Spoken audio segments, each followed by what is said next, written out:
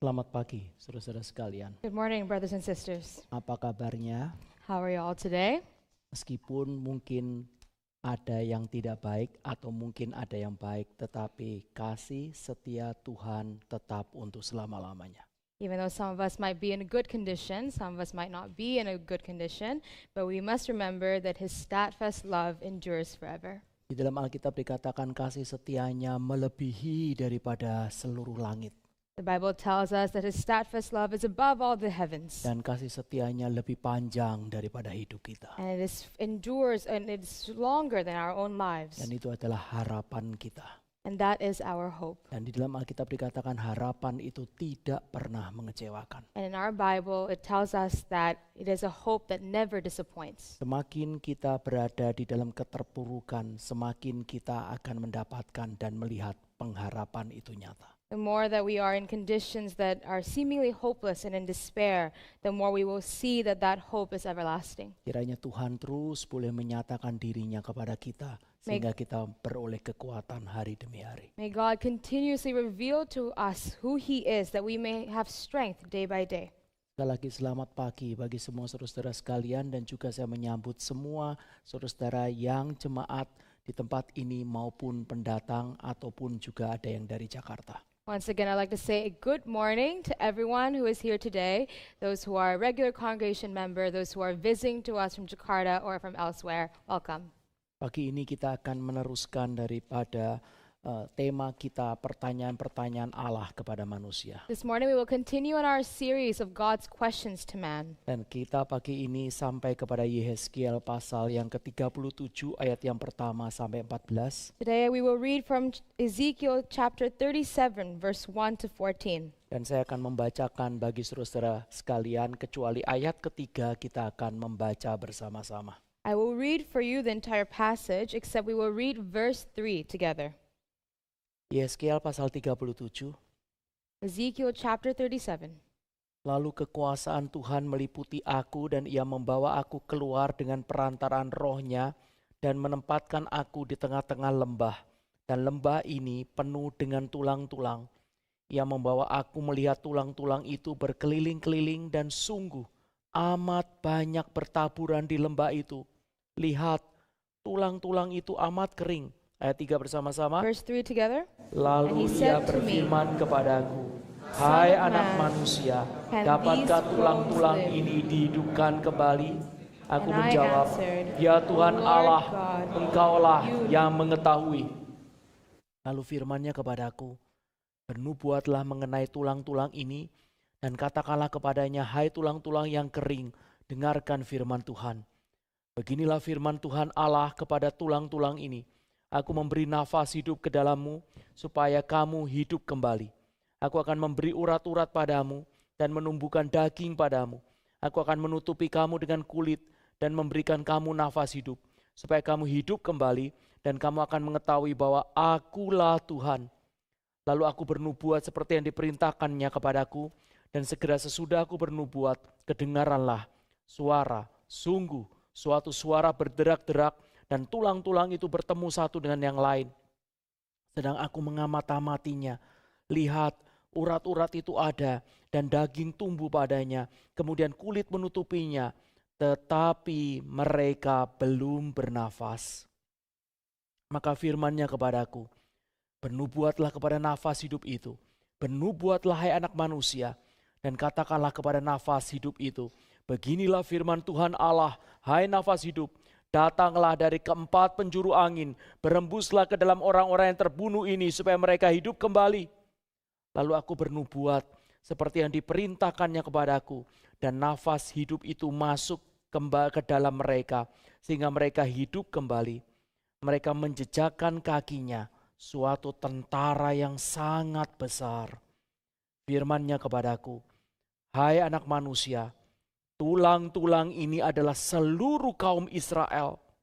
Sungguh, mereka sendiri mengatakan, tulang-tulang kami sudah menjadi kering, dan pengharapan kami sudah lenyap, kami sudah hilang. Oleh sebab itu bernubuatlah dan katakan kepada mereka, beginilah firman Tuhan Allah, sungguh aku membuka kubur-kuburmu, dan membangkitkan kamu, hai umatku, dari dalamnya. Aku akan membawa kamu ke tanah Israel, dan kamu akan mengetahui bahwa akulah Tuhan pada saat aku membuka kubur-kuburmu dan membangkitkan kamu, hai umatku, dari dalamnya. Aku akan memberikan rohku ke dalammu, sehingga kamu hidup kembali. Dan aku akan membiarkan kamu tinggal di tanahmu. Dan kamu akan mengetahui bahwa aku Tuhan yang mengatakannya dan membuatnya. Demikianlah firman Tuhan. Mari kita minta belas kasihan Tuhan. Let us ask for the Lord's mercy. Tuhan, kami sungguh tidak mengerti firman-Mu. God, we truly do not understand your word. Dan sampai kapanpun saja kami berada dalam kegelapan kecuali kehendak-Mu menghidupkan kami. And we will always be in darkness unless you bring light to us. Berikan firman dalam hidup kami. Give us your word in our lives. Berikan roh-Mu untuk berdiam di tengah-tengah kami. Give us your spirit to dwell among us. Jadikanlah kami umat-Mu dan Engkau menjadi Allah kami. Make us your people and you our God. Juga pada pagi hari ini berikan firman-Mu kepada kami. And also this morning, give us your word. Nyatakan diri-Mu dan nyatakan apa yang Kau kerjakan. Reveal to us who you are and what you have done. Terima kasih Bapa di surga. We thank you, Father in heaven. Kami membutuhkan roh-Mu. We need your spirit. Dan kami meminta kiranya satu hati yang terus membutuhkan roh-Mu ada di dalam hati kami seumur hidup kami. And we ask that you may create in our hearts that a heart that longs for your spirit for the rest of our lives. Kami minta di dalam nama Tuhan Yesus Kristus. We ask all this in the name of our Lord Jesus Christ. Amin. Amen. Perikop ini menggambarkan suatu penglihatan yang dialami Yehezkiel. This passage describes a vision that Ezekiel had. Apakah penglihatan ini ada di dalam tubuh atau di luar tubuh seperti Paulus, kita tidak mengetahuinya. Whether this was a vision in the body or out of the body, we don't know, just like Paul when in his vision. Paulus sendiri tidak mengetahuinya dan Yehezkiel tidak mengetahuinya. Paul himself did not know what had happened to him, and Ezekiel didn't either. Tetapi yang paling penting adalah penglihatan apa yang dinyatakan Allah kepada nabi dan rasulnya, itu yang lebih penting. But what is more important is what exactly is the vision that God has given to his prophets and his apostles. Penglihatan itu adalah bagi Yehezkiel dan bagi kita gerejanya masa kini. That vision is for Ezekiel and for us, his church. Tiba-tiba Yehezkiel dibawa oleh Allah. All of a sudden, God brought Ezekiel out. Dan kemudian diletakkan di tengah suatu lembah yang penuh berisi tulang-tulang, dan bukan saja tulang-tulang tetapi tulang yang sudah kering. And God brought Ezekiel out to a valley filled with bones, and not just any bones, but bones that are very, very dry. Dan di tengah-tengah seluruh penglihatannya terhadap tulang-tulang itu, tiba-tiba Tuhan itu bertanya kepada dia. In the midst of this vision of all these dry bones, all of a sudden God asked him this question. Hai anak manusia, hai Yehezkiel, apakah tulang-tulang ini dapat dihidupkan kembali? O son of man, Ezekiel, can these bones live? Ini adalah pertanyaan Tuhan. This is God's question. Ini adalah suatu pertanyaan dari Tuhan yang didengar oleh telinga seorang nabinya. This is a question from God that is heard by the ears of his prophet. Apa sebenarnya yang Tuhan mau ajarkan kepada Yehezkiel dengan pertanyaan ini? What exactly is God trying to teach Ezekiel through this question? Dan pertanyaan ini juga sampai di telinga kita gerejanya. And this question is now heard by our ears, his church. Apa yang Tuhan inginkan kita mengerti dari pertanyaan ini? We can understand what God wants from this question. Pertanyaan ini adalah diberikan Allah kepada nabinya, bukan karena Allah mau mendapatkan jawaban, tetapi ada sesuatu yang diajarkan Allah kepada nabinya. God puts forward this question to his prophet not because he wants to find an information, but because there is something that he wants to teach his prophet. Kalau bukan Tuhan yang bertanya, pasti pertanyaan ini mungkin menggelikan. If this is not a question that was asked by God, we might find this to be quite odd. Tetapi meskipun Tuhan bertanya, pertanyaan ini tetap ada sesuatu yang aneh. But even if it is God who is asking, we still find that there is something off about this question. Hai Yehezkiel, apakah tulang-tulang ini bisa dihidupkan kembali? Oh Ezekiel, can these bones live? Saudara, tidak ada satu manusia yang hidup yang pernah mengharapkan tulang itu bisa dihidupkan kembali. Brothers and sisters, there is not one person in this world who could ever hope that bones could come back to life. Situasinya itu adalah situasi yang sangat tidak ada harapan. It is a very hopeless situation. Saudara, saya pernah mendengar ada seorang hamba Tuhan yang mati di daerah Semarang. Brothers and sisters, I have once heard of a servant of the Lord who had died in a region in Indonesia. Dan ribuan daripada jemaatnya mencintai dia. And thousands of his congregation really loved him. Maka jemaatnya meminta untuk hamba Tuhan ini tidak diberikan formalin, hamba Tuhan ini tidak ditutup petinya, terus didoakan karena berharap ada kebangkitan. So his congregation members hope that they did not put any preservatives on him, that his coffin is not closed, hoping and continuously praying that he will be resurrected. Ada beberapa cerita juga yang seperti itu. There are many stories like this one. Kita masih bisa menerima, kita bahkan cerita itu pun masih masuk akal karena masih ada harapan untuk hidup. We can still accept these kinds of stories. It might still make some sense because there is a hope that they might come back to life. Tetapi mengharapkan tulang yang sudah kering untuk hidup itu adalah sesuatu yang di luar nalar. But to have hope that bones that are already dry to come back to life does not make sense at all. Ini adalah kumpulan daripada tulang, lembah yang penuh dengan tulang, dan bukan saja tulang yang sudah kering. Itu artinya adalah bicara mengenai kematian yang sudah lama.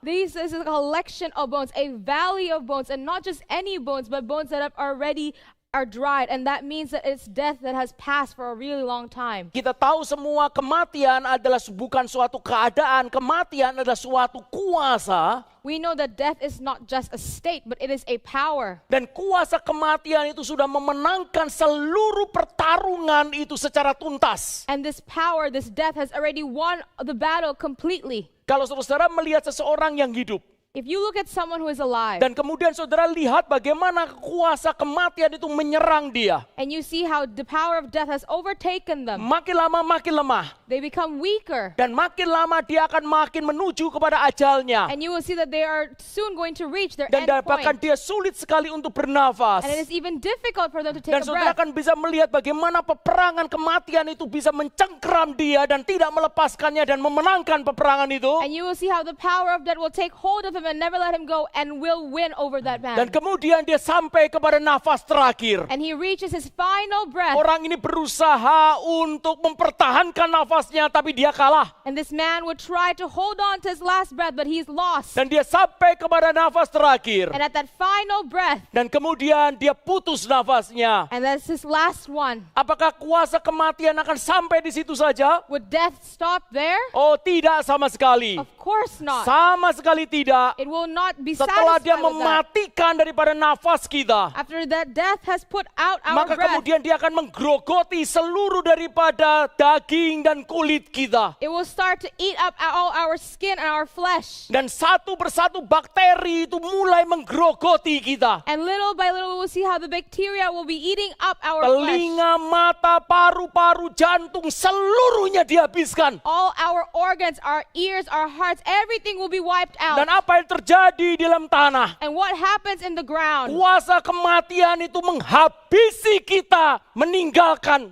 tulang sampai kering. The power of death has completely annihilated us, leaving us to just be dry bones. Apakah masih bisa dihidupkan Yehezkiel? So God asks, can these bones live?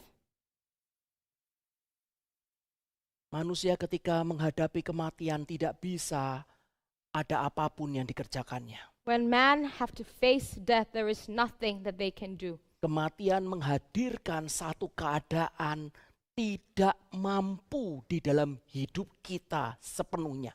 Death brings about a state of such inability to do anything. Tidak ada orang-orang yang dapat kita kumpulkan untuk menghentikannya. There is not one group of people that whose strength we can collect together to stop death. tidak ada uang yang cukup kita kumpulkan untuk menghentikannya. There is no amount of money that we can collect to stop death. Tidak ada relasi yang kita bisa hubungi untuk menghentikan kematian We itu. don't have connections that we can call and we can contact in order to stop death. Tidak ada rencana, tidak ada keterampilan, tidak ada tenaga medis yang cukup untuk menghentikannya. There are no skills, no talent, not even healthcare or medicine that can avoid this. Dan tidak ada yang mampu untuk menghidupkan kembali. And not one is able to bring a person back to life. Yeskiel, apakah tulang-tulang ini bisa dihidupkan kembali? Ezekiel, can these bones live? Dan Yeskiel mengatakan, ya Tuhan Allah, hanya Engkau saja yang tahu. And Ezekiel answered, O Lord God, you know. Jawaban Yeskiel ini adalah bukan seperti kita menjawab Tuhan. Ezekiel's response is not like how we would respond to God. Jawaban Yeskiel ini adalah bicara berkenaan dengan dia meletakkan seluruhnya kepada kedaulatan Allah. Tetapi Yeskiel lain dengan kita. Dia belajar tentang teologi kedaulatan Allah melalui eksperiental, not melalui buku. So Ezekiel's response is to reflect his understanding of the sovereignty of God, but it's different from our understanding. He understands the theology, what sovereignty of God is, not through books, but through his own life experience. Terus saudara, kalau kita ditanya seperti ini lalu kemudian atau kita, ini kira-kira sembuh atau enggak ya, kira-kira ya cuma 50-50 ya, Tuhan yang tahu. If we are asked a question, if there's a 50-50 chance of someone being healed, we would say only God knows. Tetap, itu adalah jawaban yang benar tetapi jawaban yang tidak kita pernah alami.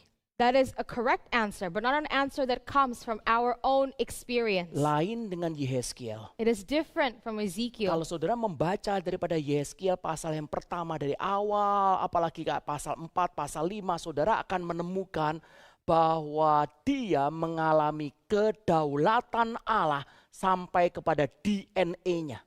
If you read the whole chapter of Ezekiel from chapter 1, especially in chapter 4 and chapter 5, you will see how Ezekiel experienced the sovereignty of God even to his very DNA. Allah di dalam kedaulatannya tiba-tiba membuat Yeskiel bisu selama 7 tahun. God in his sovereignty made Ezekiel mute for 7 years. Dan dalam 7 tahun itu dia tiba-tiba bisa bicara hanya jikalau Allah mau bicara kepada umatnya. And in that 7 years, Ezekiel could only open his mouth if God commands him to speak to his people. Suatu hari Tuhan mengatakan, Yeskiel berbaringlah sebelah kiri dan acungkan tanganmu kepada satu gundukan daripada pasir. Then one day God told Ezekiel to lay on his one side and to direct his hand to a pile of sand. 390 hari dia itu mengacungkan tangannya dan melihat daripada gundukan pasir itu. Dan setiap hari dia berbaring di sebelah kirinya. 390 hari. And for 390 days Ezekiel laid on his left side pointing his hand. Dan kemudian setelah selesai 40 hari dia disuruh untuk berbaring di sebelah kanan sambil melototkan daripada wajahnya kepada satu gundukan dan kemudian dia mengacungkan daripada tangannya. And after that 309 days is done, he was told to lay 40 days on his right side. Dia tidak bisa bicara. He was not able to speak. Dia berkhotbah dengan seluruh lekuk tubuhnya. He preached with his very own body. Saya kadang-kadang pikir adalah kapan Tuhan mungkin membangkitkan lagi pengkhotbah dengan seperti ini. Sometimes I think, when will God revive another preacher like this one? Saudara, seorang pengkhotbah bukan dengan mulut, dengan bibir, dengan kalimat, tetapi dengan seluruh lekuk tubuhnya.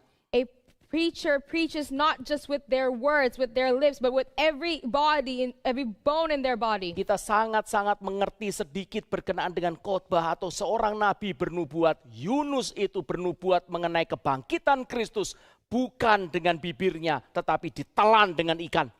We really do not understand well how God uses his servants and his prophets.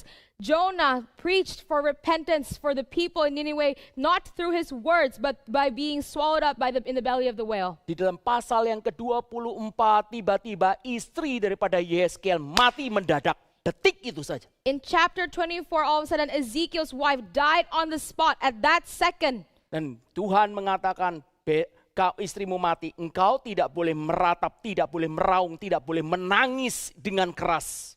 And when Ezekiel's wife died, God said, you're not allowed to mourn or weep aloud. Yehezkiel sudah belajar banyak mengenai kedaulatan Allah. Ezekiel have learned a lot about God's sovereignty. Ketika dia mengatakan kepada Tuhan, dia mengatakan dengan satu hati yang gentar dan pengenalan akan Allah yang berdaulat. When Ezekiel responded to God's question, he says his answer with a trembling heart, knowing the sovereignty of God. Anak manusia, apakah tulang-tulang ini bisa dihidupkan kembali? O Son of Man, can these bones live?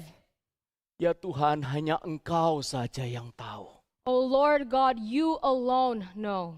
Dan kemudian Tuhan mengatakan dalam ayat yang keempat, And then God said in verse 4, bernubuatlah kepada tulang-tulang ini dan katakanlah kepada mereka, tulang-tulang kering, dengarkan firman Tuhan.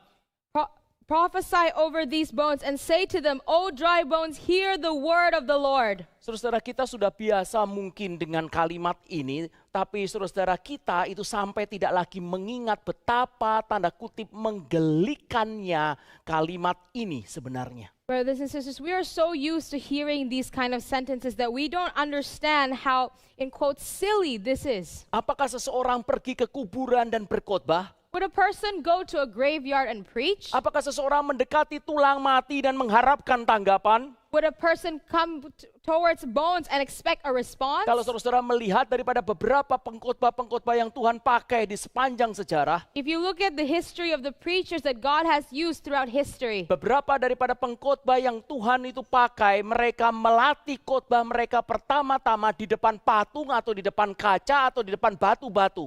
several preachers that God has used would, in the beginning of their ministry, would practice to preach before a mirror, before a statue, or before even rocks. Tetapi mereka melatih diri mereka di depan batu-batu itu, di depan patung-patung itu untuk melatih homiletika, untuk melatih style mereka berkhotbah. But these preachers practice their sermons upon rocks, upon mirrors, upon statues to practice their style in preaching. Tetapi bukan di dalam case ini. But that is not what's happening in this case. Allah meminta Yehezkiel untuk berkhotbah di depan tulang-tulang yang mati itu. God was asking Ezekiel to preach before these bones. Saudara perhatikan prinsip ini. Pay attention to this Dan principle. khususnya perhatikan jikalau engkau ada daripada kita yang dipanggil Tuhan untuk berkhotbah. And especially if you are a person that God calls to preach the word. Seseorang pengkhotbah sesungguhnya akan berdiri di antara Allah yang hidup dan tulang yang mati. A true preacher will be called to stand between the living God and dead bones. Berdiri di antara Allah yang hidup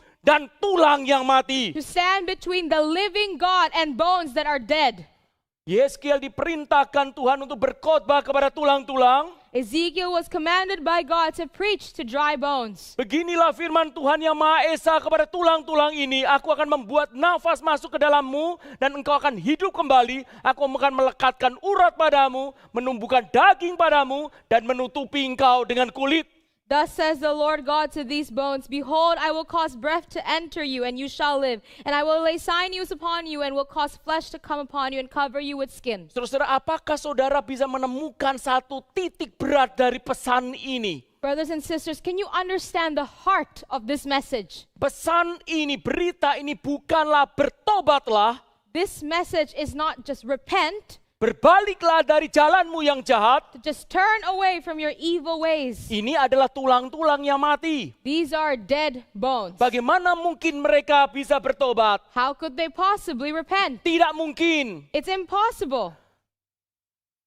Tuhan melalui Yehezkiel menyatakan, Through Ezekiel, God is saying, Aku Tuhan akan memberikan kehidupan kembali kepadamu. I, the Lord God, will give to you life once again. Aku akan menyatukan tulang-tulangmu, aku akan menutupi engkau dengan daging dan kulit, aku akan mengeluarkan nafasku, rohku, dan kamu akan dihidupkan kembali. I will put your bones together. I will cover you with flesh and skin. I will give you my breath. I will put my spirit within you, and you will live again.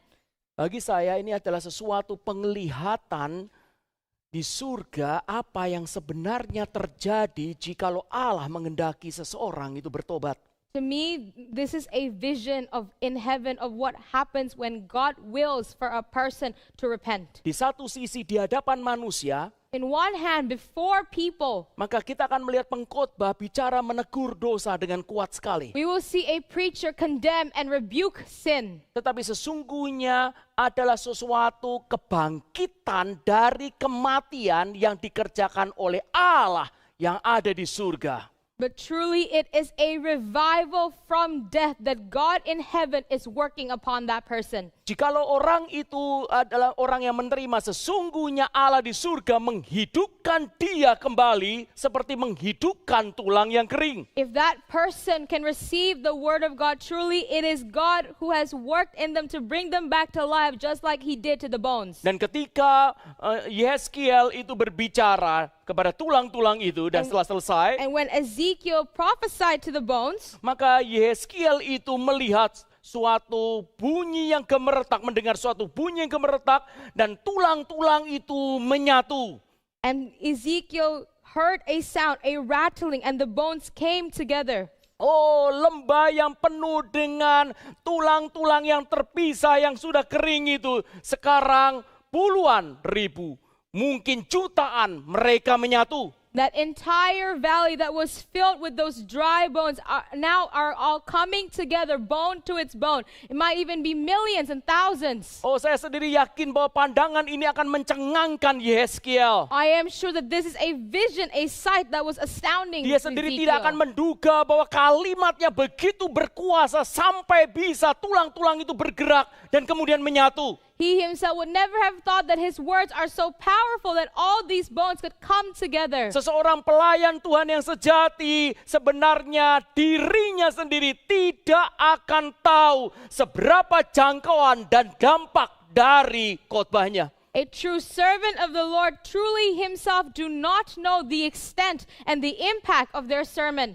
Tulang-tulang itu bersatu The bones came together, dan dalam penglihatan Yeskiel, and in Ezekiel's vision, sesuatu yang sudah mati, yang kering, yang putus asa, yang tidak ada harapan apapun, sekecil apapun harapannya itu tidak ada, sekarang tiba-tiba menyatu dan terbentuk kembali. something that was dry, something that was dead, completely hopeless, not even a slight bit of hope, completely, that it was in despair. Now all of a sudden they were coming together and having form again. Tetapi itu tidak cukup, But that is not enough. itu tidak cukup. The words alone were not enough. Tulang-tulang itu berkumpul, urat dan daging itu tumbuh, tetapi tidak ada kehidupan. The bones came together. They were sinews, flesh, skin, but there was no breath. Dan Allah memberitahu kepada Yeskiel, And God said to Ezekiel, bernubuatlah kepada nafas hidup itu. now prophesy to the breath. Datanglah dari keempat penjuru mata angin, berembuslah ke dalam orang-orang yang terbunuh itu supaya mereka hidup kembali. Come and say, come from the four winds and breathe on these slain that they may live. Dan ayat yang ke-10 menyatakan bahwa aku bernubuat sesuai dengan perintah Tuhan kepadaku dan nafas pun masuk ke dalam mereka. Mereka hidup kembali dan berdiri suatu pasukan yang sangat besar. And so verse 10 says, so I prophesied as he commanded me, and the breath came into them, and they lived and stood on their feet, an exceedingly great army. Dan saudara-saudara, sekarang inilah saudara masuk sekarang kepada titik berat seluruh pasal ini. Now, brothers and sisters, we will now talk about the essence, the heart of this entire message. Tuhan mau menyatakan kepada kita semua. God wants to say to all of us, Dia mau menegaskan kepada hambanya Yeskiel dan kepada kita gerejanya. he wants to emphasize this to his servant Ezekiel and to his church, us. Jemaat, dengarkan baik-baik. Brothers and sisters, pay close attention. Di tengah kematian Israel tidak ada jalan keluar bagi keadaan ini kecuali Roh Allah yang mengatasinya. In the midst of the death of the Israelites, there was no way out unless it is the Spirit of God who intervenes. Sekali lagi, Once again, di tengah kematian Israel, in the midst of the death of all the Israelites, di tengah seluruh dari tulang-tulang di lembah yang kering itu, in the midst of all those bones that in that valley, tidak ada jalan keluar. there is no other way out. Tidak ada harapan sekecil apapun, There's- hai Yeskiel, There is not even the slightest hope kecuali Rohku except for my Spirit yang akan mengatasinya. that will intervene, Kecuali Rohku unless my spirit yang akan berintervensi kepadanya. who will deal with this problem. Atau dengan kata lain, Or in other words, tidak ada jalan keluar bagi kematian seluruh bangsa ini, seluruh nasional Israel, kecuali Roh Allah berintervensi kepada bangsa ini. there is no way for the whole nation of Israel to escape death unless the Spirit of God intervenes with them. Doktrin dasarnya adalah The foundational doctrine is kebangunan karena firman yang diberdayakan oleh Roh Kudus. this is a revival that is brought about by the Word of God that is empowered by the Holy Spirit. Sekali lagi, Once kebangunan again, it is a revival. It's yang bringing back yang to life, terjadi karena firman yang diberdayakan oleh Roh Kudus. which is brought about by the Word of God that is empowered by the Holy Spirit. Dan itu yang menghidupkan. And that is what brings life. Dan itu yang menghidupkan. That is what brings to us life once Dan again. itu yang menghidupkan. That is what will revive life in Dan itu us. satu-satunya yang menghidupkan di tengah-tengah dunia. And that is the one and only thing that will bring life in the midst of this world. Satu-satunya. The only thing. Ini adalah pelajaran yang besar sekali berkenaan dengan relasi firman dan Roh Kudus. This is a massive teaching about the relationship between the Word of God and the work of the Holy Spirit. Kalau saudara membaca daripada sepanjang sejarah, maka relasi firman dengan Roh Kudus itu menjadi salah satu pergumulan gereja sepanjang masa sampai saat ini. If you were to look at history, you will see that the connection between the Word of God and the work of the Holy Spirit is a struggle of the church till this day. Pertanyaan utamanya ada dua. There are two main questions. Yang pertama adalah apakah firman dapat berhasil untuk menyelamatkan tanpa pekerjaan Roh Kudus? The first is whether the Word of God will succeed to bring about salvation in a person without the work of the Holy Spirit. Dan pertanyaan kedua adalah And the second question is, apakah Roh Kudus dapat menyelamatkan seseorang tanpa firman? can the Holy Spirit save a person without the Word of God? Kita dealing dulu dengan pertanyaan pertama. We will deal first with the first question. Apakah firman dapat berhasil untuk menyelamatkan tanpa kerja Roh Kudus? Can the Word of God save someone without the work of the Holy Spirit? Yeskiel berkhotbah Ezekiel preached dengan kesetiaan, with faithfulness, dengan kepresesian doktrin. with the precise doctrine. Apa yang dinyatakan oleh Allah dinyatakan oleh Yeskiel. What God commanded him to say, he said. Dan tulang-tulang itu kemudian menyatu. And those bones came together. Khotbahnya berhasil, So his sermon succeeded, tetapi tidak pernah sampai kepada kehidupan. but it never resulted in life, Kecuali Roh Tuhan itu bekerja. except the Spirit of God works. Apakah firman dapat berhasil untuk menyelamatkan tanpa kerja Roh Kudus? Can the Word of God save a person, bring about salvation without the work of the Holy Spirit? Maka reform teologi menyatakan tidak. Reformed theology says no. Dengan tegas menyatakan tidak. With firmness, Reformed theology says that could not happen. Kalimat-kalimat Alkitab ini sendiri tidak dapat menyelamatkan seseorang. These words in the Bible on its own cannot save a person. Tetapi untuk keselamatan seseorang, firman ini harus diberdayakan oleh Roh Kudus. But to bring about salvation, this Word of God needs to be empowered by the Holy Spirit. Richard Sibbes, seorang Puritan, mengatakan, Richard Sibbes, a Puritan, once said, firman tidak berdampak tanpa pekerjaan Roh Kudus. the Word is nothing without the Spirit. Firman dihidupkan dan digerakkan oleh Roh Kudus. It is animated and quickened by the Holy Roh Spirit. Kudus adalah hidup dan jiwa dari firman. The Spirit is the life and soul of the Word. Sekali lagi, kalimat-kalimat Alkitab itu sendiri tidak dapat menyelamatkan seseorang. Once again, the words in the Bible on its own cannot save a Untuk person. menyelamatkan seseorang, firman harus diberdayakan oleh Roh Kudus. To cause salvation to happen upon a person, the Word must be empowered by the Holy Spirit. Tetapi dalam hal ini saya akan memberikan satu catatan, dan catatan ini luar biasa penting. But I will give a footnote to this point, and it's a very important one. Saudara-saudara dengarkan baik-baik. Pay very close attention. Itu tidak berarti Alkitab ini tidak penting. This does not mean that the Bible is not important. Alkitab ini luar biasa penting. This Bible is extremely important. Apakah Roh Kudus bekerja atau tidak? Whether or not the Holy Spirit works, Apa yang tertulis dalam Alkitab ini pasti terjadi. What is written in the Bible will take place. Tetapi di dalam hal keselamatan, But when we talk about salvation, maka Alkitab ini tidak bisa berdiri sendiri. this Bible cannot stand on its own. Di dalam hal keselamatan, When we talk about salvation, harus ada pekerjaan Roh Kudus untuk memberdayakan Alkitab ini, firman ini sampai kepada diri kita. the Holy Spirit needs to empower this word so that it can work in our hearts. Roh Kuduslah yang menginspirasi Alkitab, It is the Holy Spirit that inspired the Bible. dan Roh Kudus pula yang mengiluminasi daripada Alkitab bagi kita. And it is also the Holy Spirit that illuminates us to read the Bible. Reform menegaskan hal ini. This is what Reformed theology says. Firman Allah tidak mungkin berhasil menyelamatkan tanpa kerja Roh Kudus. The Word of God cannot succeed to save someone without the work of the Holy Spirit. Tapi sekarang kita dealing dengan pertanyaan kedua. But now let us deal with the second question. Apakah Roh Kudus dapat menyelamatkan seseorang tanpa firman? Can the Holy Spirit save someone without the Word? Terus saudara perhatikan baik-baik apa yang Reform ajarkan. Pay very close attention to what Reform teaches us. Jawabannya adalah tidak. The answer is no. Tetapi tanpa afirmasi yang sekuat dari pertanyaan pertama. But not with as strong of an affirmation as the previous question. Sekali lagi, apakah Roh Kudus dapat menyelamatkan seorang tanpa firman? Once again, can the Holy Spirit save a person without the Word of God?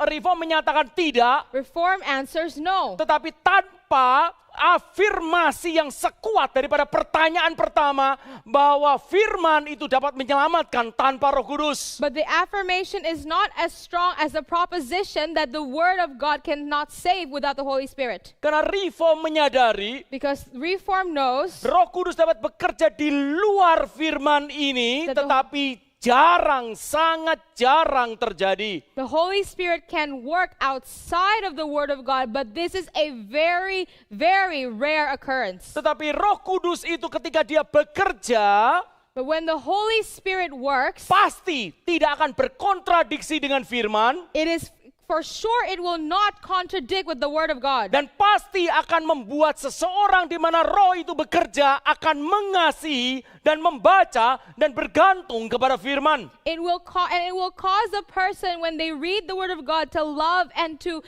depend on the Word. Siapa yang mengambil kalimat yang kedua ini dengan menekankan dengan mutlak, maka saudara dan saya akan jatuh kepada pencobaan yang dari setan. Whoever takes the point that the Holy Spirit does not need the Word of God and make that the main point will fall into Satan's traps. Siapa yang mengatakan bahwa kalau Roh Kudus itu terbebas dari firman karena dia adalah Allah pribadi ketiga dan dia boleh mengerjakan apapun saja terlepas dari firman, dan saudara menegaskan kalimat itu, saudara pasti kita akan jatuh di dalam pencobaan setan. Whoever says that the Holy Spirit is not limited to the working through the Word of God because it is the third person of the triune God and can do whatever they want and however they want will fall into Satan's traps. Kalau saudara melihat daripada sejarah masa lalu, maka orang-orang Puritan berdebat dan melawan daripada orang-orang Quaker. If you look at the history of the churches, you will see that the Puritans opposed the Quaker sect. Dan pada saat ini saudara akan menemukan orang-orang karismatik yang menganggapnya demikian. And you will find charismatic people that take this belief. Mereka percaya dan mereka mengklaim bahwa mereka mendapatkan sesuatu penglihatan atau suatu wahyu daripada Roh Kudus tanpa mereka menceknya di dalam firman. They claim that they have seen a vision, they have had a revelation from the Holy Spirit without first checking the Word of God. Memisahkan pekerjaan roh dari firman sedemikian jauh, maka akan membawa kita kepada pencobaan untuk jatuh ditipu oleh setan. Creating such a big separation between the work of the Holy Spirit and the Word of God will cause us to fall into Satan's traps. Dan sekarang kita akan masuk di dalam hal ini untuk aplikasi bagi kita. Now we will speak of the application of this message. Reform sudah menegaskan berkali-kali. Reform has said many times, Alkitab sudah menggambarkannya berkali-kali. and the Bible has told us also many times, Bahwa khotbah itu bisa menyatukan tulang tetapi tidak bisa menghidupkan.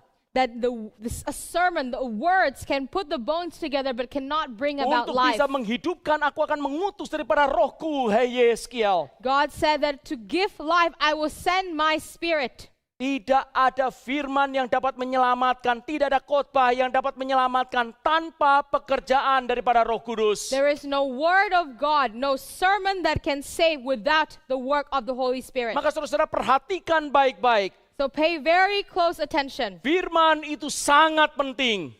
The word is very important. Seorang pengkhotbah dengan kesetiaan teologi kepada firman itu sangat penting. A preacher staying true to the right doctrine is very important. Tetapi bergantung kepada Roh Kudus juga luar biasa penting. But to fully depend on the Holy Spirit is also very, very important. Ingatlah bahwa orang-orang Puritan dan Martin Lloyd Jones sendiri pernah mengatakan berkali-kali the death of orthodoxy. Many times we have heard the Puritans, even Martin Lloyd Jones, say and talk about the death of orthodoxy. Beberapa waktu yang lalu saya mengajar. A while ago I was carrying out a lesson. Dan kemudian ketika saya mengajar, lalu kemudian kita sampai kepada spiritual theology. And during the course that I was teaching, we got to the topic of spiritual theology. Saya tahu sekali karena apa yang ada dalam pikiran mereka adalah persis seperti apa yang pernah saya pikirkan. And I know exactly how my students were thinking because what was in their mind is what was once in my mind as well. Teolog-teolog muda, orang-orang yang baru pertama kali masuk ke dalam sekolah teologi dan bahkan yang sudah lama pun itu selalu berpikir bergerak dengan teologi itu penting. Young theologians, actually even older people who have been in the theology school for a long time, always say that theology is important. Dan belajar berkhotbah itu penting sekali. And to learn how to preach is also very important. Dan bahkan banyak daripada orang-orang sekolah teologi itu melihat identitas dirinya itu adalah apakah dia berhasil menjadi seorang pengkhotbah atau tidak. Kalau dia kurang berhasil menjadi seorang pengkhotbah, dia adalah orang yang fail.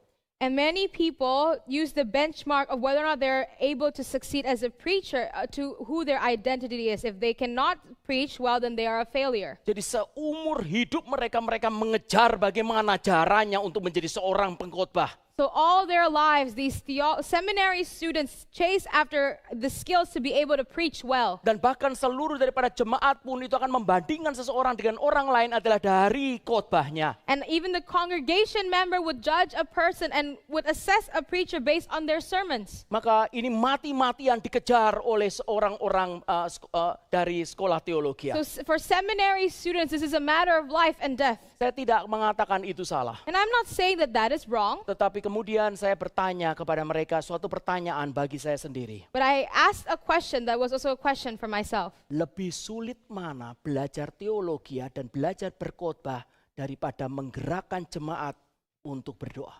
Which is more difficult, to learn theology, to learn how to preach, or to move and mobilize a congregation to pray?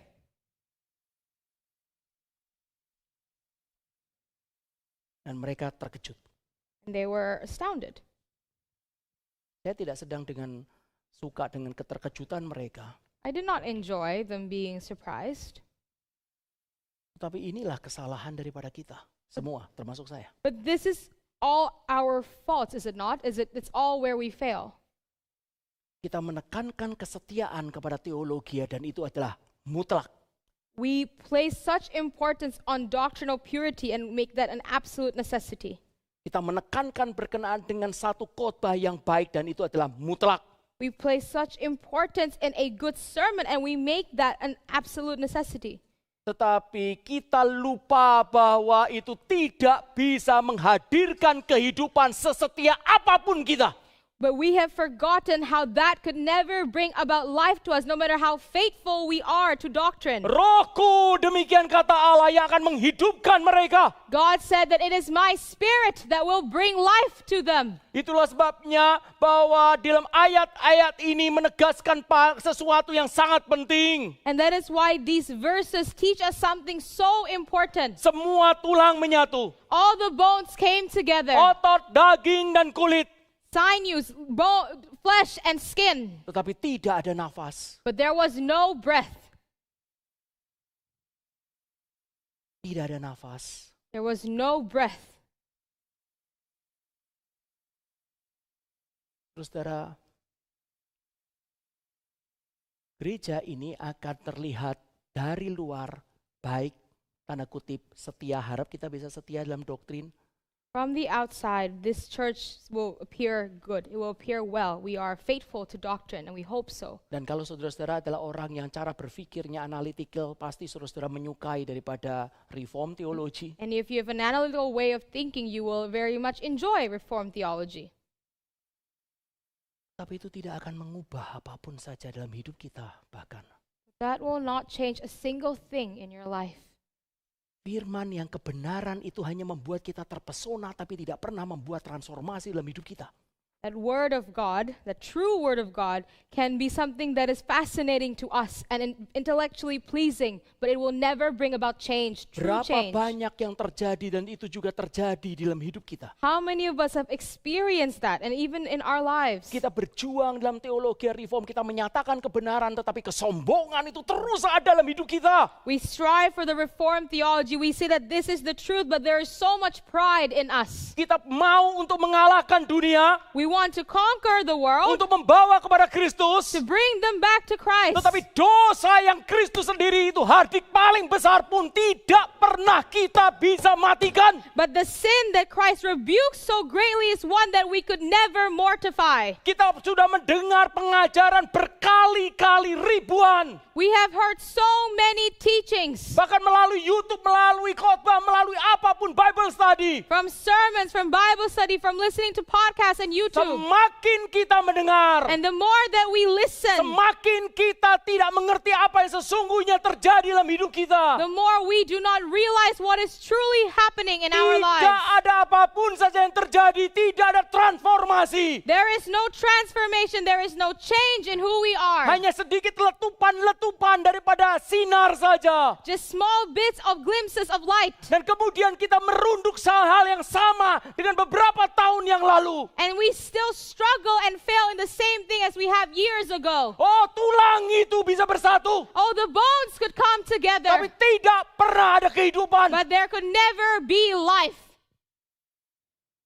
Kita harus belajar firman. We must learn the Word of God. Kita tidak bisa menyimpang dari firman. We cannot deviate from the Word of Kita God. harus belajar teologi yang benar. We have to learn the right Tetapi theology, kita harus belajar mencari wajah Allah dan belas kasihannya di dalam Roh Kudus. but we must learn to seek God's face and His mercy with the help of the Holy Spirit. Berapa banyak anak muda yang luar biasa sombong. How many young adults are there that is so prideful? Engkau membaca satu persatu daripada buku-buku teologi, You read pages and pages of theology tetapi books, tidak pernah untuk belajar jiwamu berlutut. but you've never once taught your soul to be on your knees. Apakah engkau pikir dengan teologi itu bisa membereskan daripada dosa manusia? Do you think theology can solve all the problems of sin in a man's life? Tidak pernah. It can never, ever do anything. Lihat daripada lembah, dari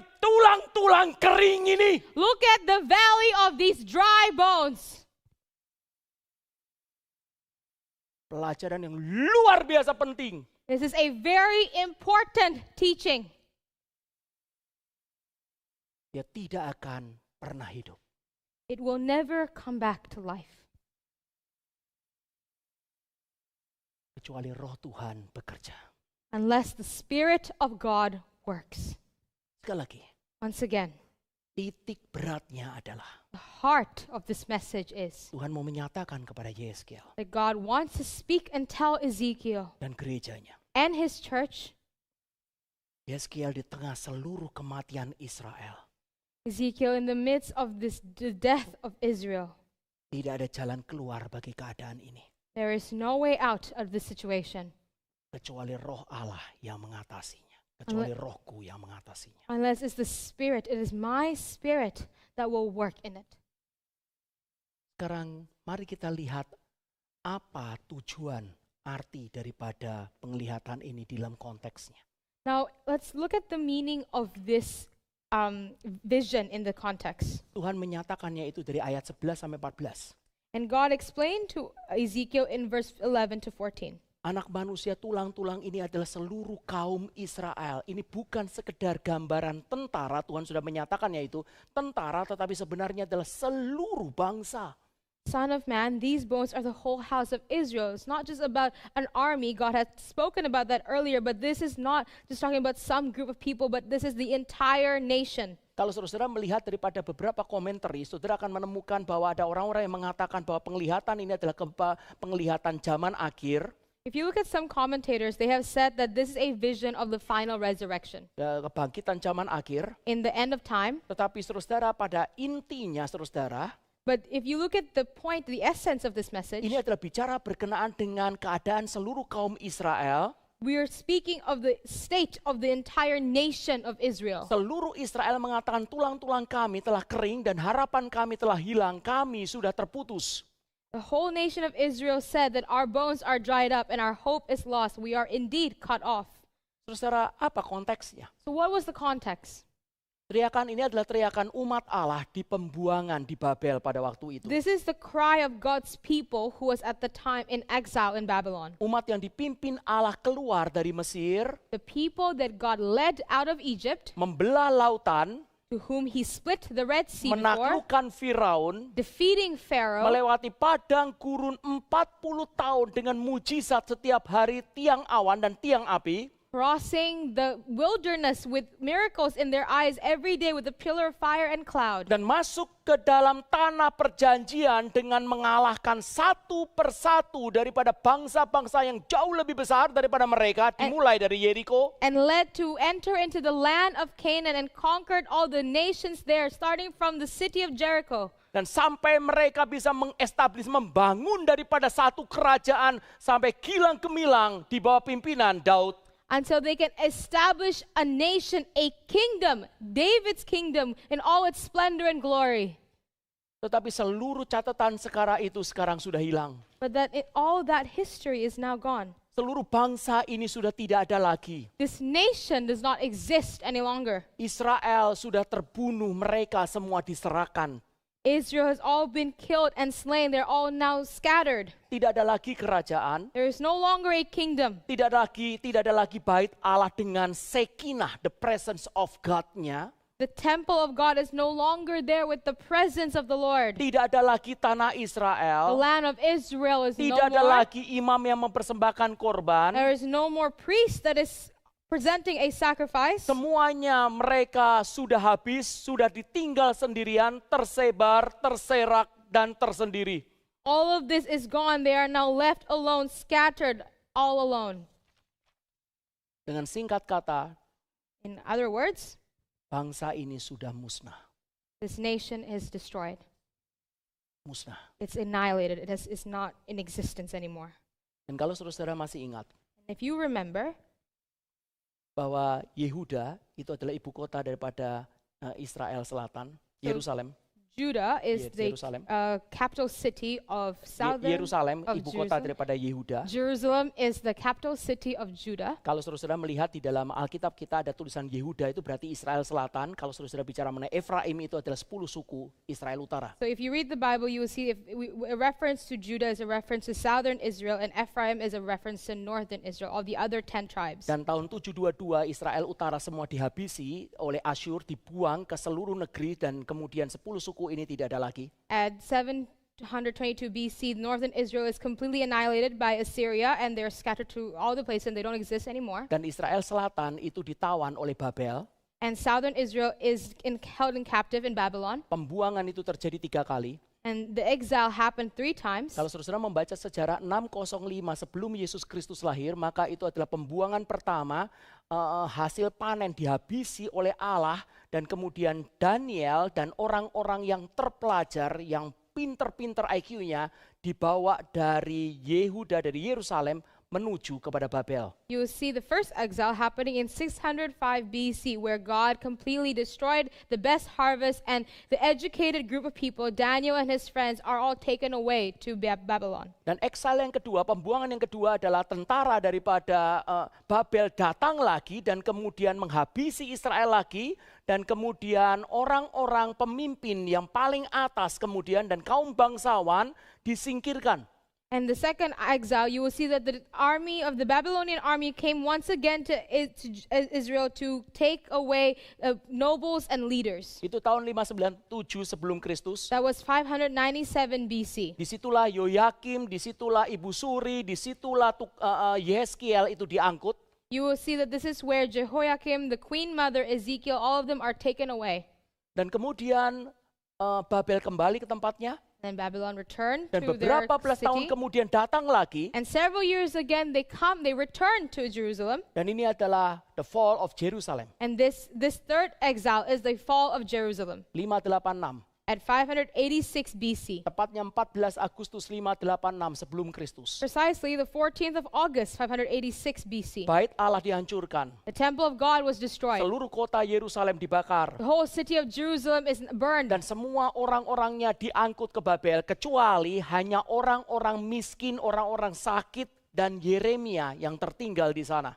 And everyone is taken away to Babylon except the poor people, and Jeremiah was also left behind.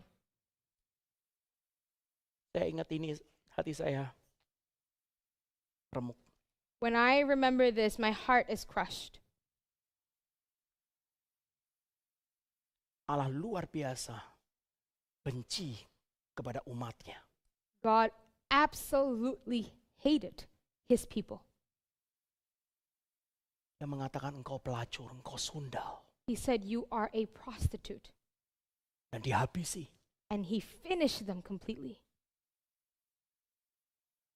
Tetapi saya tidak tahu kenapa ketika dihabisi, I don't know that why when God was finishing them up, dia meninggalkan Yeremia di tempat itu.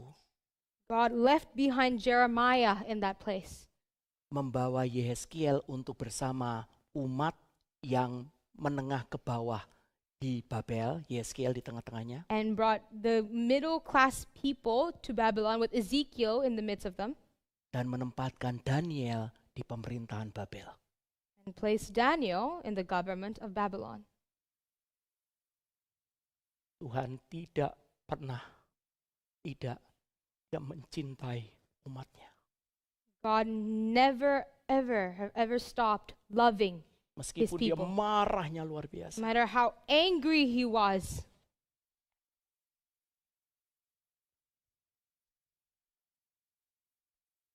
Seluruh orang Yehuda dibawa, ditawan di Babel. All of Judah was in captive in Babylon. Dan mari kita sekarang lihat apa yang ada di sekitar Yeskiel. So now let's see what was around Ezekiel. Bukankah kita masih mengingat kalimat-kalimat pemazmur yang kurang lebih adalah seperti ini? Don't we remember the psalmist that has written in these way?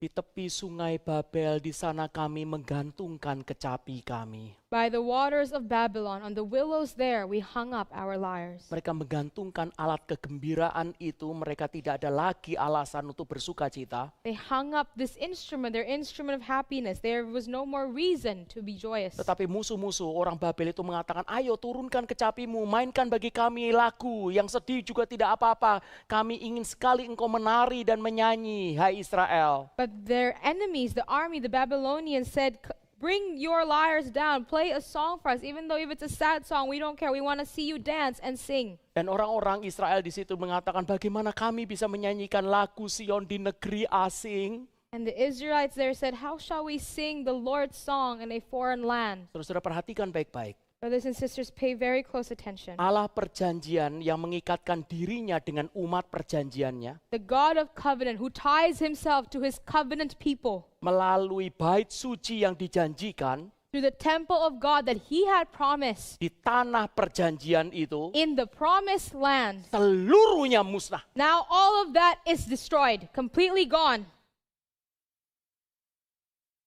Itulah sebabnya umat itu masuk dalam keputusasaan besar. And that is why his people were in great despair. Itulah sebabnya saudara menemukan titik berat daripada puisi Ibrani. And that is why you will see that this is the emphasis in so many of the Hebrew poets. Tulang kami mengering dan harapan kami hilang. Our bones are dried up and our hope is lost.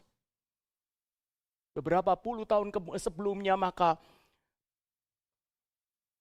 Daud pernah mengatakan, And several years before that, David once wrote this. hidupku dihabiskan oleh kesedihan dan tahun-tahunku dipenuhi dengan keluh kesah.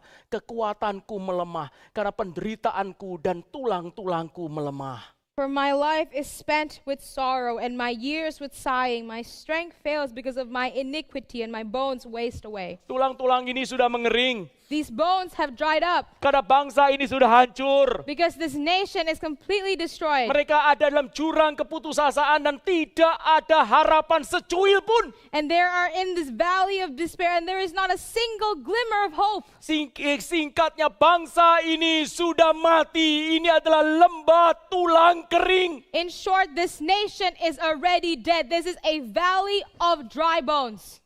Yehuda telah dihajar dan dihancurkan. Judah is already stricken and destroyed. Dimusnahkan dari muka bumi. They are wiped out from the face of the earth. Diserahkan di tangan para They musuhnya. are surrendered, scattered into the hands of their enemies.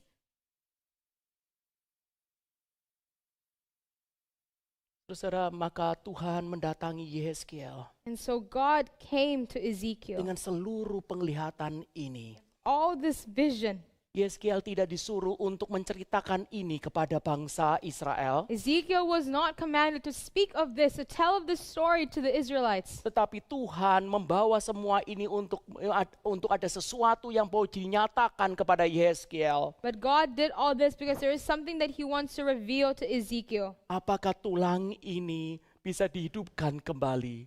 Son of man, can these bones live? Tuhan mau mengatakan, God wants to say, tidak mungkin Yehezkiel, tidak mungkin, it's impossible, Ezekiel. It could not happen. tidak mungkin. It could never happen. Kecuali aku mengutus rohku menghidupkannya. Except unless I send my spirit to give it life.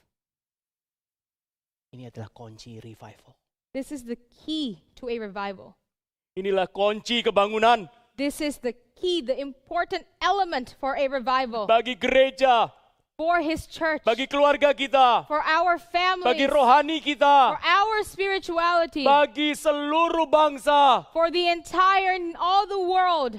Roh Allah, The Spirit of God. kalau dia berkehendak If he wills. melalui firman Through his word. dan melalui rohnya, And through his spirit. baru revival itu terjadi. Only then could a revival come Apakah about. saudara mengerti bahwa revival itu luar biasa, hampir mustahil kalau bukan anugerah Allah?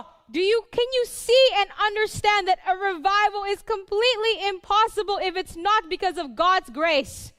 Itu benar untuk Israel. It's true for Israel. Dan Alkitab dalam perjanjian baru juga mengatakan itu benar bagi kita. And the Bible in the New Testament tells us the same principle applies to our lives. Ya, benar bagi kita. It is true just the same way to Di dalam us. kitab Roma, saudara menyadari ada kalimat daripada Paulus. In Romans chapter 8, you will see Paul say this. Hanya ada dua jenis There manusia, are only two kinds of men. yaitu yang mati dan yang bangkit. A person who is dead and a person who has been revived. Orang yang mati dan hidup. A person who is dead and the person who is alive. Yang mati adalah mati di dalam daging, The one who is dead in their flesh. dan yang hidup adalah hidup karena roh. And the one that is alive because of the Spirit. Ini adalah sesuatu prinsip yang sama, saudara lihat dari perjanjian lama sampai perjanjian baru. This is the same principle you see starting from the Old Testament all the way to the new one. Prinsip yang sama dari Israel kepada gereja, kepada pribadi kita, dan kepada akhir zaman. The same principle applies to Israel, to ourselves, to our church, and to the end of the ages. Di dalam kehidupan Kristen, In the Christian life, tidak ada yang dapat mengalahkan sifat dosa kita yang mematikan selain roh Allah. there is not one thing that can mortify our sinful nature but the Spirit of God. Sekali lagi, tidak ada yang dapat mengalahkan sifat dosa kita selain roh Allah. Once again, there is nothing that can defeat, that can crush our sins except for the Spirit of God. Semua yang hidup dengan sifat daging, sifat dosa, memiliki pikiran yang tertuju untuk keinginan sifat itu. All that live according to the flesh, that set their minds on sin, have a mind that is focused on that sinful Tetapi nature. mereka hidup oleh roh, mereka akan memiliki pikiran yang selaras dengan roh tersebut. But they who live by the Spirit will have a mind that is according to the Spirit. Ketika bicara berkenaan dengan pikiran, When we speak of the mind, maka Paulus bukan menyatakan proses rasional saja, Paul is not just talking about your reasoning process, tapi ini adalah bicara berkenaan segala sesuatunya. but we are speaking of everything. Intelijen, Your intelligence, kasih sayang, your affection, your kemauan, desires, seluruh jati diri kita. your entire self. Apakah ditaklukkan oleh dosa yang mematikan itu atau dihidupkan oleh roh? Is it conquered? Is it defeated by that sin, or is it made alive by the Spirit? Yang dihidupkan oleh roh akan menerima pembenaran, pengudusan, dan pemuliaan, dan seluruhnya tidak akan terpisah. And the one who is made alive again by the Spirit will receive justification, sanctification, and restoration. And all this is inseparable. Dari yang mati tulang itu menjadi hidup, From death, those bones, maka itu adalah kebangunan. those bones becoming life, that is a revival. Itu adalah kebangkitan. That is resurrection. Dan mutlak Roh Kudus bekerja. And the Spirit of God working is absolutely necessary. Dan ketika Roh Kudus bekerja, And when the Holy Spirit works, Yesus mengatakan, Jesus said seluruh murid, to all his disciples, jangan kau pergi. do not depart from Seluruh Jerusalem. murid, This my disciples, tunggu di sini. wait here Sampai engkau dipenuhi oleh kekuasaan dari tempat yang tertinggi. until you are equipped with the power from above. Gereja dari sejak pertama diminta untuk tidak take it for granted dengan Roh Kudus. The church from the very beginning was asked to never take the Holy Spirit for granted. Murid-murid sudah dilatih oleh Yesus Kristus. The disciples have been trained by Jesus Christ. Seharusnya mereka bisa diutus, bukan? Shouldn't they be able to be sent? Tetapi mereka diminta untuk berdoa. But they are asked to pray. Berdoa untuk minta Roh Kudus turun. To pray for the Holy Spirit to come down. Saudara, kita berdoa bukan minta Roh Kudus turun karena Roh Kudus sudah turun dari sejak Pentakosta. Brothers and sisters, we don't pray for the Holy Spirit to be poured out because He has come down in the Pentecost. Kita tidak minta Roh Kudus turun lagi seperti daripada banyak orang Pentakosta. We are not asking the Holy Spirit to come once again just like the Pentecostals. Tetapi secara rohani prinsip ini benar. But spiritually, this is the right principle. Ada sesuatu preparation di dalam doa, preparation di dalam hati sebelum Tuhan itu mengirimkan rohnya kepada kita. There is a preparation in our heart, a training, discipling in our heart before God sends His Spirit to us. Yesus sendiri di dalam pengajarannya mengatakan Bapa di surga akan memberikan Roh Kudus kepada siapa yang meminta kepada Dia. Jesus Himself in His discourse teaches us that the Father in heaven will give the Spirit to those who ask. Kita harus menjadi satu gereja yang sungguh-sungguh mendedikasikan hati kita belajar firman dan belajar untuk mengenal dan mencari dan mengejar urapan Roh Kudus. But we must be a church that is truly dedicating our lives seriously to read the Word of God and to seek to find the anointment of the Holy Spirit. Dan terakhir sekarang, And the last point, saudara lihat apa yang Yeskiel itu nyatakan.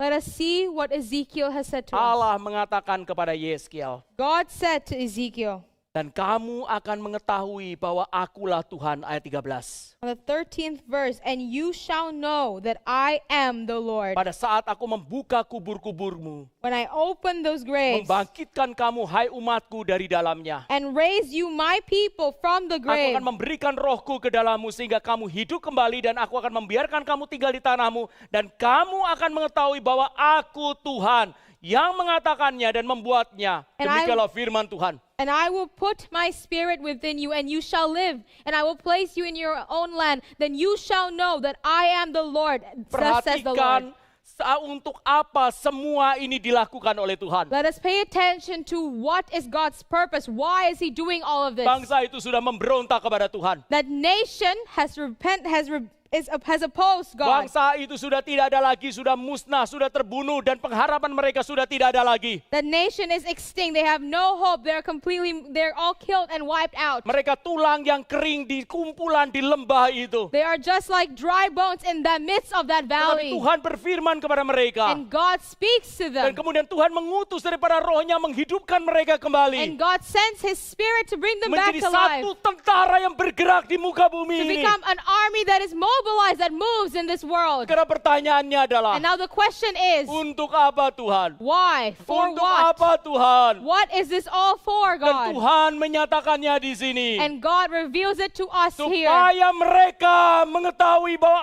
akulah Tuhan. That they shall know that I am the Lord. Oh, kalimat ini muncul berkali-kali di seluruh buku Yeskiel. You see that phrase come about many times in the book of Ezekiel. Semua itu supaya umat tahu siapa Tuhan. All of this is so that His people may know that He is the Lord. Semua ini supaya seluruh bangsa tahu siapa All Tuhan. this is so that all the nations in the world will know who the Lord is. Semua ini untuk Yeskiel dan saudara dan saya tahu siapa Tuhan. All this is for Ezekiel, for you and me to know Siapa who our dia Lord is. yang suci? Who is He that is holy? Siapa dia yang berkasih karunia? Who is He that is gracious? Siapa dia yang bekerja di tengah-tengah hidup kita? Who He is that works in the midst of all our lives. Allahnya Abraham, Ishak, Yakub, Musa, Daniel, Daud yang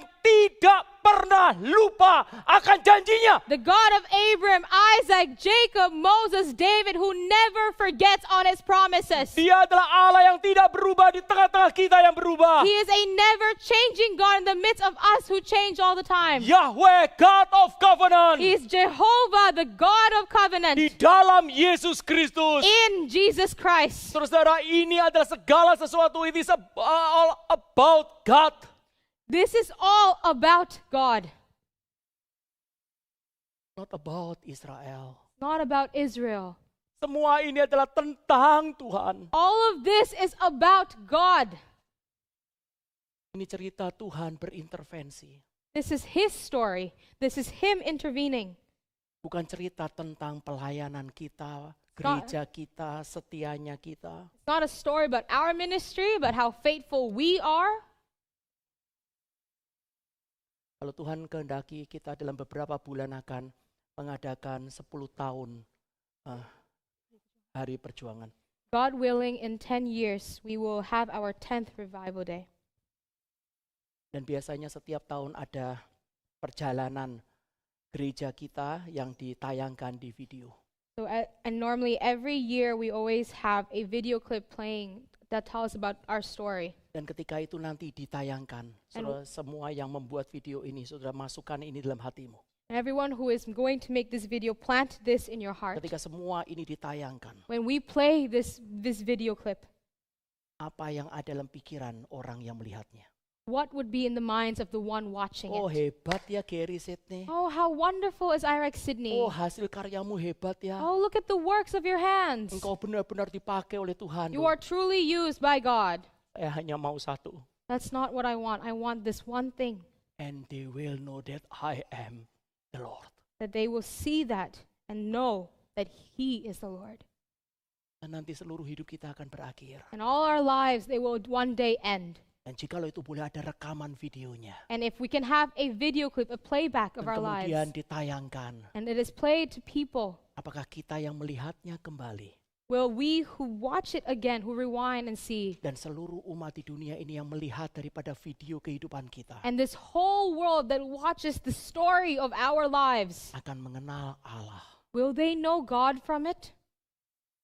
yang berintervensi dalam hidup kita. Will they see a God who intervenes in our life? Saya tidak tahu saudara diselamatkan atau tidak. I don't know whether or not you are saved. Tetapi jikalau roh Allah bekerja dalam hidup saudara. But if the Spirit of God works in your life, Kalau saudara bukan saja tulang yang disatukan, tetapi nafas yang diberikan. if you are not just bones that have been put together, but life has been given to you, Saudara mendapatkan keselamatan. you've received salvation. Itu bukan untuk saudara nikmati.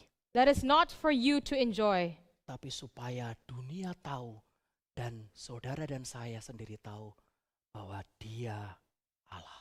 but so that the world may know, that you and I may know that He is God. And they will know that I am the Lord. And they will know that I am the Lord. Kiranya namanya dipermuliakan. May His name be glorified. Kiranya Dia ditakuti. May His name be feared. Dan kiranya rohnya kita cari seumur hidup. And may His Spirit we seek and we long for our whole lives. Mari kita berdoa. Let us pray.